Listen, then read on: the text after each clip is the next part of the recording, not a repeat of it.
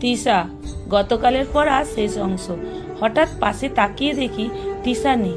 বাড়িটির দিকে তাকিয়ে দেখি জঙ্গল ঘেরা সেই বাড়িটিতে পাগলের মতো দৌড়ে ঢুকছে লোকটি আমার পাশে এসে দাঁড়ালো। ভয়াত্মক দৃষ্টিতে দেখলো, চোখ দুটো বড় বড় করে একটু হাসার চেষ্টা করলো। আমার উদ্বেগ বাড়ছে। তিশা দৌড়ে কোথায় গেল?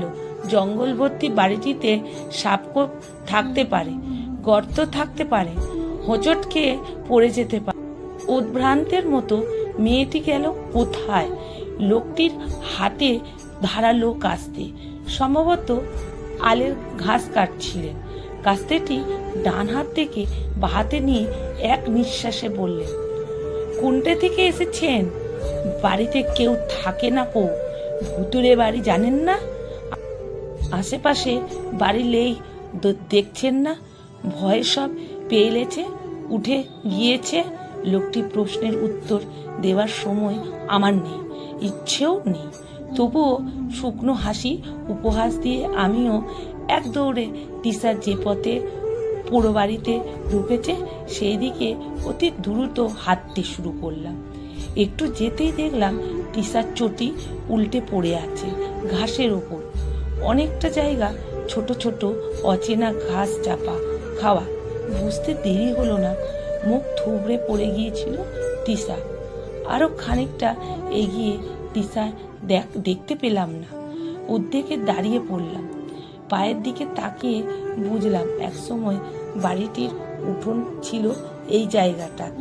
এবার সত্যি সত্যি মনের ভেতরে ভয় করতে লাগলো।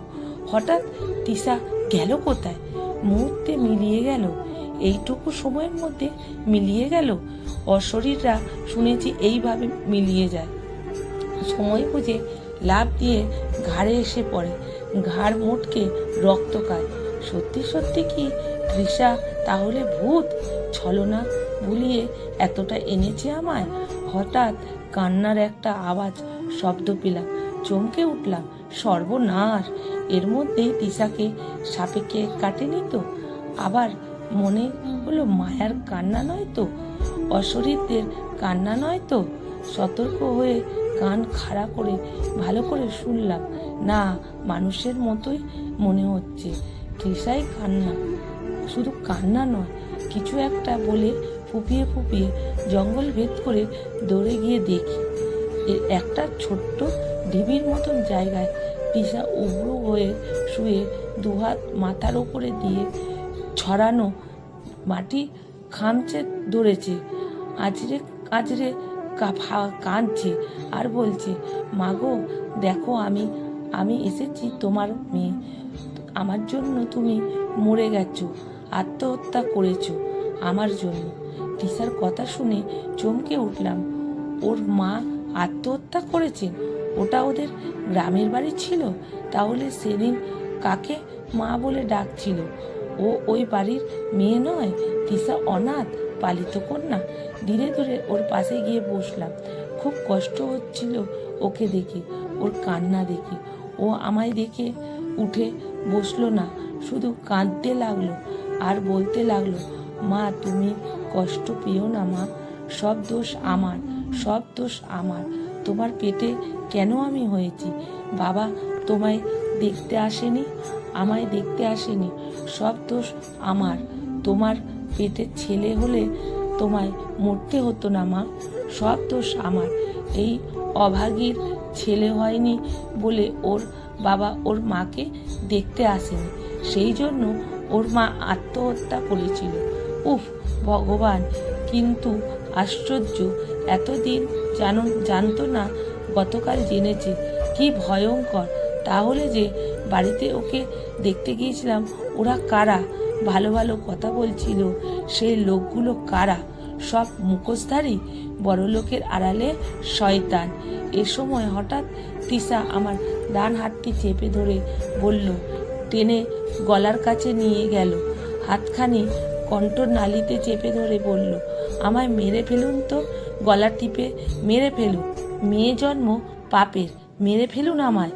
ওর কষ্ট দেখে আমার দু চোখ বেরিয়ে জলের ধারা বইছে, বুক ফেটে যাচ্ছে তৃষার কথাগুলো শুনে। ওকে নয়, যেন আমার বউ ধারালো অস্ত্র দিয়ে আঘাত করছে কেউ। অনেকক্ষণ পর ধীরে ধীরে ওর মাথাটা তুলে আমার কোলে স্থাপন করে বললাম, ওভাবে বলেন না, আপনারা না থাকলে যে আমাদের জন্ম হতো না, পৃথিবীতে মানুষ বলে কারোর জন্ম হতো না। আর মেয়ে সন্তান জন্মানোর জন্য তো বাবার দায়ী, মায়েরা নয়। ও আমার কোলে মাথা লুকিয়ে আবার কেঁদেই চলেছে। এই মুহূর্তে কি বলল ওর কষ্ট লাঘব হবে বুঝতে পারছি না। কোনো বাবা এত নির্মম হতে পারে? কন্যা সন্তান হয়েছে বলে তাকে দেখতে আসবে না? এরা মানুষ? অনেকক্ষণ পর নিজের চোখ নিজেই মুছে বললাম, আপনি কি আপনার মামার বাড়ি?